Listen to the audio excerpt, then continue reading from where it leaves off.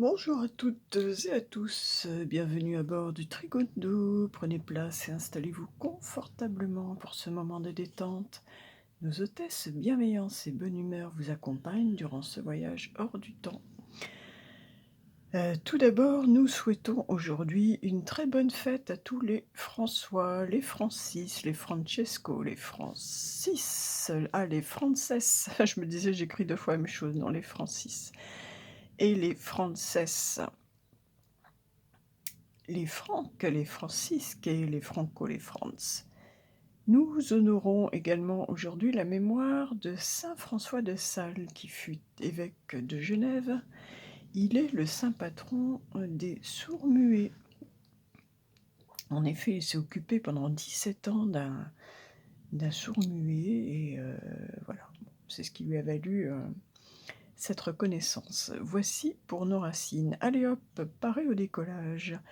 Le ciel est nuageux aujourd'hui, il fait 1 degré et notre soleil se lèvera en Verseau, ce qui lui confère une nature angélique, aérienne, toute de limpidité spirituelle et de détachement aussi, des contingences matérielles. La lune est passée en Poisson, donnant à la féminine des caractères romantiques, voire mystiques. Sainte Thérèse de Lisieux, par exemple, avait sa lune en Poisson. La lune en Poisson accroît nos perceptions réceptives, parfois jusqu'à la médiumnité. Effectivement, elle est visionnaire. Elle aspire à l'infini. Voici pour les changements astro du jour. Poursuivons maintenant notre voyage pour y voir cette fois les énergies des nombres. Alors aujourd'hui, mardi 24 janvier 2023. Eh bien alors, de façon exactement équilibrée, du 1, du 2, du 4, du 5, 3 fois. Vraiment très équilibré. 4, 9 et un 20. Un 6, un 7.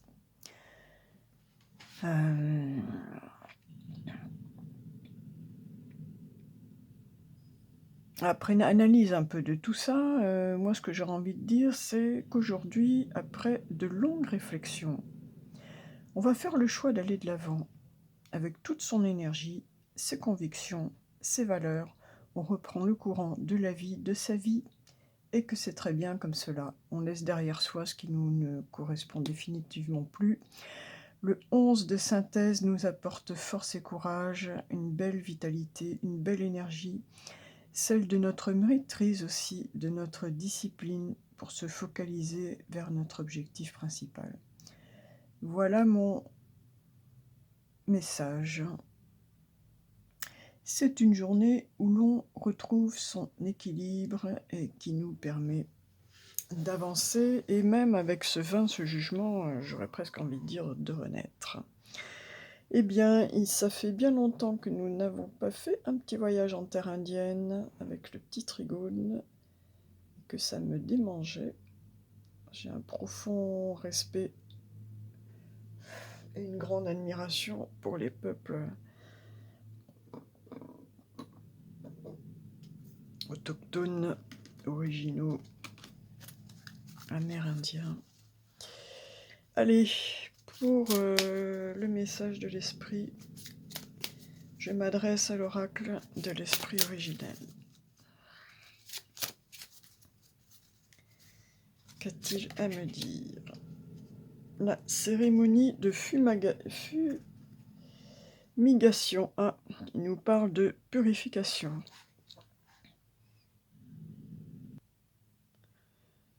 Bon alors je suis désolée, il y a le marteau-piqueur à l'extérieur. Toujours du bruit ici. J'espère que vous l'entendez pas trop. Moins que moi en tout cas. Donc, voici le sens de la carte. Détachez-vous du passé, purifiez, assainissez, évacuez tout ce qui ne vous sert plus, tout ce qui ne vous aide pas dans la vie, lavez votre corps et votre environnement. Libérez-vous des objets inutiles, faites place nette pour laisser libre cours à une énergie neuve et à de nouveaux débuts.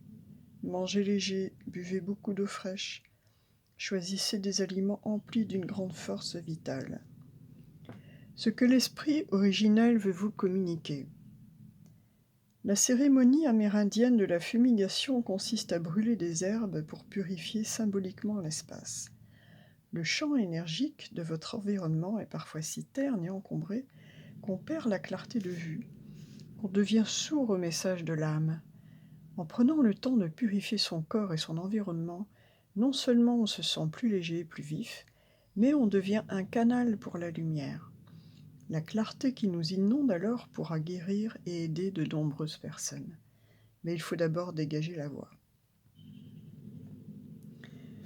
Donc, nettoyage. Voilà, on vous invite à faire un grand nettoyage aujourd'hui, chez vous, en vous-même. Ces journées...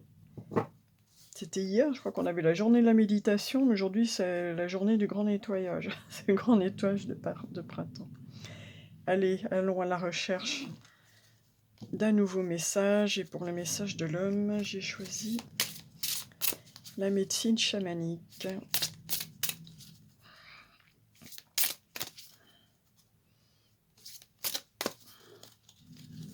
Et ce sera celle-là, la conque. La conque nous parle d'un appel. Elles sont magnifiques ces cartes, j'adore.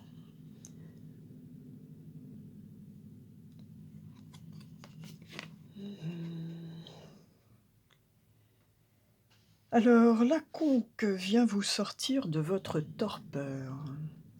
Si vous ignorez son appel, c'est à vos risques et périls. Votre destin attend que vous le découvriez. Les chamans utilisent les conques comme des trompettes. Les populations tribales, comme les Naguas du nord-est de l'Inde, se servaient de conques pour annoncer l'imminence d'une catastrophe naturelle. Ces gros coquillages marins sont utilisés lors de cérémonies ou de rituels de guérison par les chamans du monde entier. La vibration sonore primale de la conque peut dissoudre tous les freins et toutes les objections provenant de votre esprit critique et de celui des autres, lorsque vous vous efforcez de suivre votre chemin personnel sacré. Tenez-vous éloigné des distractions intempestives du monde moderne et connectez-vous à votre véritable essence, ainsi qu'à celle de l'esprit en faisant silence en vous. Une fois dans votre sanctuaire intérieur, vous vous apercevrez que vous devenez plus sensible au son de la respiration humaine et à la voix de l'esprit qui vivifie tout. Vous découvrirez ainsi votre véritable place au sein du cosmos. Vous comprendrez mieux le désir intérieur irrépressible ou l'élan très fort que vous ressentez et pour lequel vous avez la conviction qu'il s'agit d'une inspiration divine. Réveillez-vous, vous dit la conque. C'est un petit peu comme la trompe du jugement là, qu'on a aujourd'hui dans les nombres, qu'on aura d'ailleurs toute cette année 2023, et toutes les années 2000 d'ailleurs. Ça commence par 2000 quelque chose, hein. C'est la carte du jugement qui préside tout ça. On nous souffle un peu dans les branches. On nous réveille, on nous appelle. Dans ces années 2000. Bref, je reprends mon... où j'en étais, je me retrouve. Réveillez-vous, vous dit la conque. La vie trépidante que vous menez étouffe la voix de votre âme. Appréciez le son du silence et écoutez votre sagesse intérieure. Prenez les mesures nécessaires pour accomplir votre mission. Ayez confiance en votre intuition et suivez vos rêves. Votre véritable vocation doit être votre priorité. Ne tergiversez plus.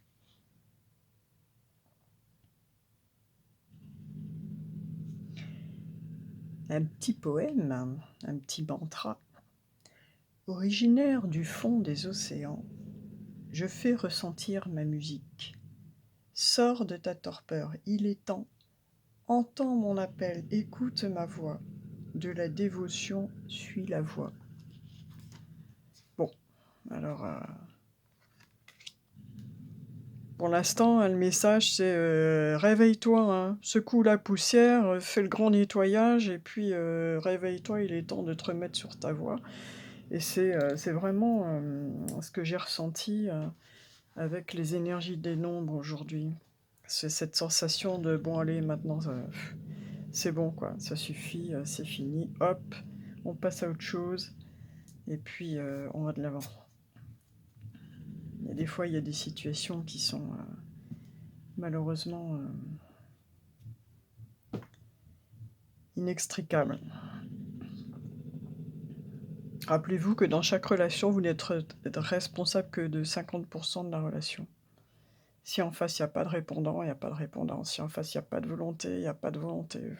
Voilà, c'est tout.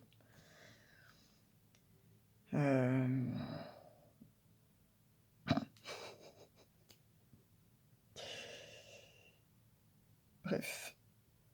Justement, en parlant du relationnel, poursuivons notre petit voyage. Hop. Je suis un petit peu remontée aujourd'hui, au cas où vous ne l'auriez pas ressenti.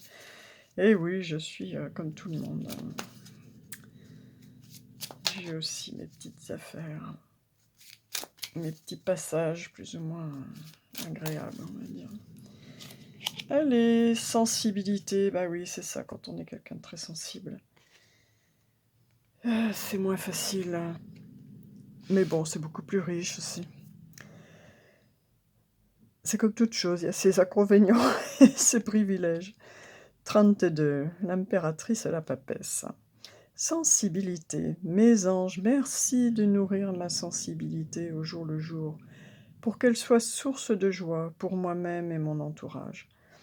La sensibilité est une force immense pour être en empathie avec le monde qui m'entoure, mais elle ne doit pas m'affaiblir. Je suis la sensibilité, je mérite la sensibilité. Attention, ton hypersensibilité peut te jouer des tours pour trouver l'équilibre dans ton couple.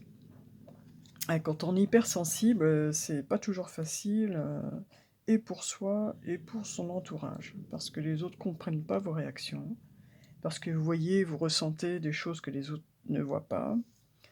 Donc ils se demandent pourquoi vous avez perçu telle ou telle chose, parce que n'en ont pas fait autant. Et puis, effectivement, quand on est hypersensible, on est très empathe en général, et on se laisse parfois un peu trop marcher sur les pieds, on se laisse faire, on ne sait pas mettre de barrière, on ne sait pas se protéger, parce qu'on va toujours trouver des excuses aux autres, parce que, enfin bon, voilà. On a du mal à être un peu ferme, on a du mal à être un peu... à poser des limites. Ouais, c'est un petit peu notre faiblesse, effectivement. Allez, quel est le petit message de l'âme sœur aujourd'hui ? Quel est le petit message de l'âme sœur ?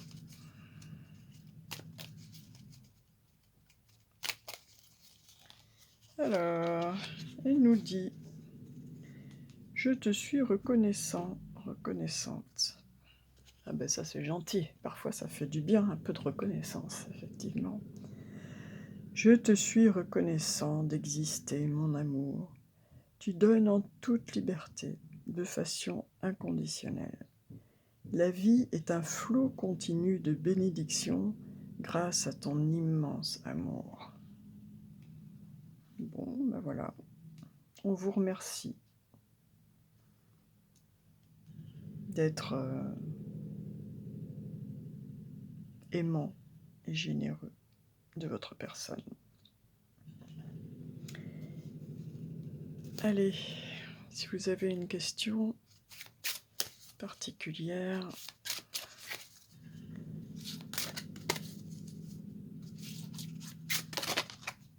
ce sera celle-là. Et c'est le kiwi qui nous répond. Alors, le kiwi nous dit « Faites une marche méditative chaque jour de la semaine à venir. » Mais il y a encore cet appel à se recentrer sur soi, vers son intérieur, à ne pas se laisser toucher, embarquer peut-être par son hypersensibilité, de tout ce qui est à l'extérieur.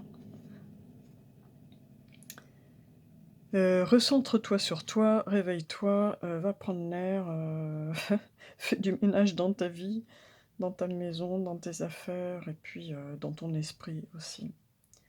prendre nerf à respirer. Bon, peut-être qu'il y a des personnes qui sont un peu tendues aujourd'hui. Allez, le petit Trigoun poursuit son voyage. Et on se pose pour aller saluer notre mère Terre à tous, notre maison, notre planète, la Terre, qui est si généreuse. Et elle nous parle de l'espace. Très jolie carte. Un très beau jeu également, celui-ci. Très belles illustrations. L'espace, qu'est-ce qu'elle est belle. Le message de la Terre est le suivant. Accordez-vous ou accordez à quelqu'un d'autre l'espace nécessaire pour guérir, réfléchir, créer ou contempler. Considérez l'espace comme une douce présence qui ne vous juge pas et vous soutient. Tout n'a pas besoin d'arriver de manière instantanée. Prenez du recul, ayez confiance, respectez les limites et le cheminement des autres. Ce n'est pas en forçant les choses que vous arriverez à vos fins sur le long terme. Choisissez votre destin et laissez les autres choisir le leur. Message spirituel. À travers le temps et l'espace, il existe des mondes multidimensionnels qui sont au-delà des concepts humains, d'amour, de haine, de bien et de mal.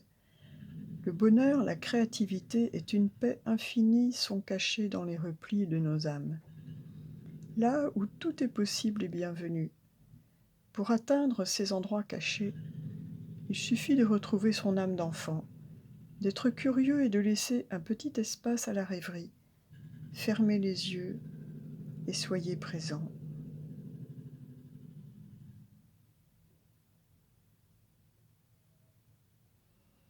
Ah, j'ai envie de vous faire profiter de la suite, même si ça va prendre quelques minutes de plus, parce que c'est vraiment très joli.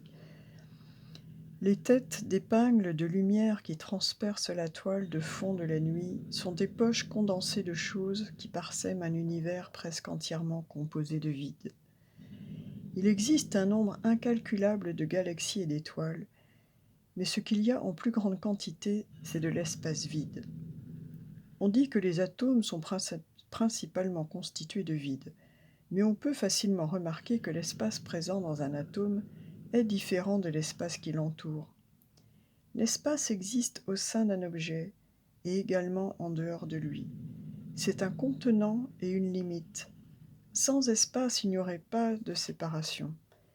L'univers entier ne serait qu'une masse solide. Il n'y aurait pas de phénomène de croissance, pas de changement ni d'évolution possible. Les graines, dans leur propre espace, s'assurent d'avoir accès aux nutriments, à la lumière et à l'eau dont elles ont besoin pour se nourrir. L'espace nous offre de la place pour savoir qui nous sommes au sein du monde qui nous entoure, tout en étant séparés de celui-ci. Oui, nous sommes tous issus de la même source infinie et faisons partie d'un univers parfait et magique. Mais nous sommes également, par nous-mêmes, des êtres parfaits et magiques. L'espace nous confère des limites, une individualité et la liberté. Respecter ces dons fait honneur à la création entière. Eh bien, aujourd'hui, il est question de notre espace, il est question de notre espace physique, il est question de notre espace chez nous, dans notre environnement, il est question de faire de l'espace, il est question de se réveiller, de sortir un petit peu de l'espace environnement ambiant extérieur pour se retrouver un petit peu dans notre espace en nous, de méditer, d'aller nous promener, et puis de faire preuve de sensibilité, mais aussi de faire respecter son individualité, son espace, ses limites, de poser des limites. Il est question de respecter aussi l'espace et les limites des autres. Tout le monde a besoin d'espace, comme une graine qui ne saurait grandir sans espace.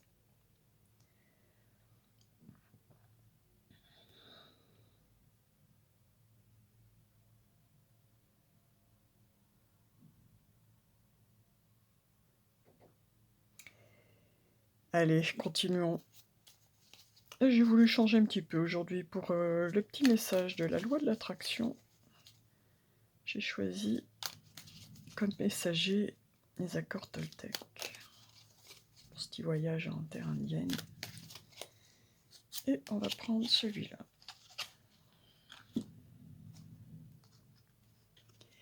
Qui nous dit « Je sais que ce que j'imagine de la situation n'est pas forcément vrai.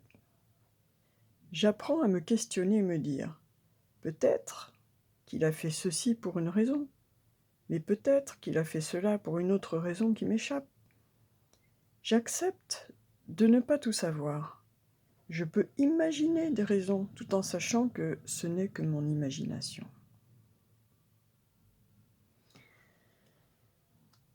Oui, des fois, on s'imagine des choses. Le plus simple, c'est de poser des questions. Et voilà, c'est ce qu'on devrait faire dans toute relation. C'est ce qu'on devrait pouvoir faire, pouvoir poser des questions et avoir une personne qui est suffisamment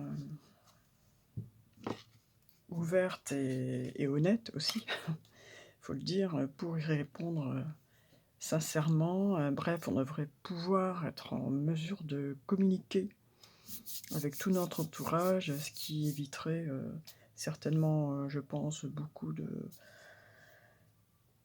de fausses idées, beaucoup de préjugés, beaucoup de procès d'intention peut-être, beaucoup de malentendus et qui faciliterait la vie à tous. Mais bon, il y a un gros problème de communication. Voilà. À l'heure du tout internet, des SMS, des smileys, de Facebook, de tout ça, en fait, on ne sait plus ce que c'est que de se réunir autour d'une table, d'avoir un dîner et de parler en face à face, comme on le faisait dans toutes les familles auparavant. En général, en fin de journée, le soir, voilà. Maintenant, on souhaite Noël par SMS à ses parents. On appelle ça le progrès. Allez, pour conclure,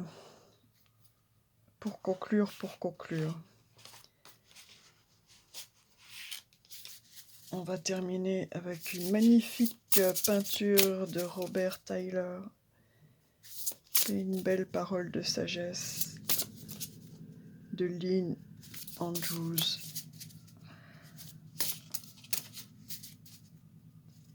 Et ce sera celle-là qui nous parle de l'estime de soi. Donc ces deux personnes qui chantent avec la lune. Aujourd'hui, la lune est en poisson. Elle apparaît ici et ce perroquet. Alors, on nous parle d'estime de soi et de rumeurs. Les rumeurs, ça rejoint un petit peu le message de la carte précédente. Rumeurs, direction sud, couleur rouge, élément feu. Croyez en vos qualités et en votre propre valeur. Entendre et comprendre des mots est très simple, mais prononcer des mots revêt une grande responsabilité. En effet, les mots possèdent un tel pouvoir qu'ils se nichent même dans chacune des syllabes qui les constituent. La seule évocation d'un mot ou sa connotation peuvent blesser ou même détruire une personne. Les mots sont des symboles de notre puissance sacrée. Ils ont le pouvoir de créer tantôt une lumière extraordinaire, tantôt les ténèbres les plus profondes. Le perroquet représenté sur cette carte vous répète vos propres mots. Les entendez-vous ? Les rumeurs sont aussi trompeuses que les eaux de la source qui ont reflété le visage de Narcisse et l'ont fait tomber amoureux de lui-même. Est-ce pour cela que nous faisons courir des rumeurs ? Parce que notre propre reflet ne nous plaît pas suffisamment pour que nous nous aimions nous-mêmes ? Tout dans l'univers a valeur d'enseignement pour celui qui est enclin à observer et à apprendre. Mais beaucoup trop d'entre nous se livrent à des observations triviales et ne perçoivent ni n'appréhendent la vision globale des choses. Si tout système est un produit de son environnement, nous, êtres humains, avons le privilège d'être dotés du libre arbitre. Le verbe créateur, le verbe qui peut détruire tout autant qu'il peut faire beaucoup de bien. Surveillons nos paroles, sont-ce des paroles d'amour,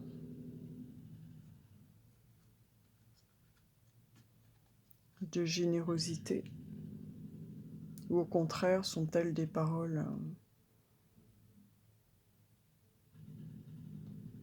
blessantes? Sujet de réflexion, sujet de méditation, les mots.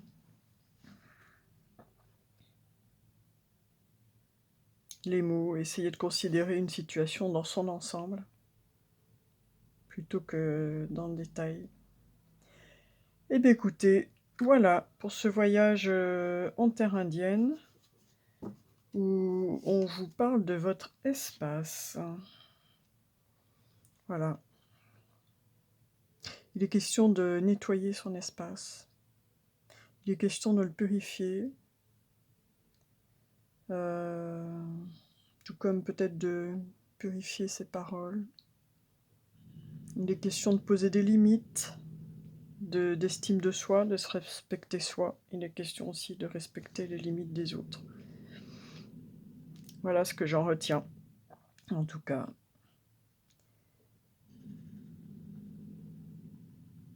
Eh bien écoutez, je vous remercie de m'avoir accompagné durant ce voyage du petit Trigone. Et puis je vous souhaite une très belle journée. Et puis à bientôt pour un nouveau voyage.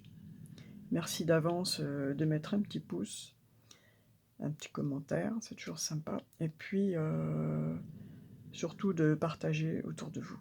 Voilà. Merci, à demain, à bientôt.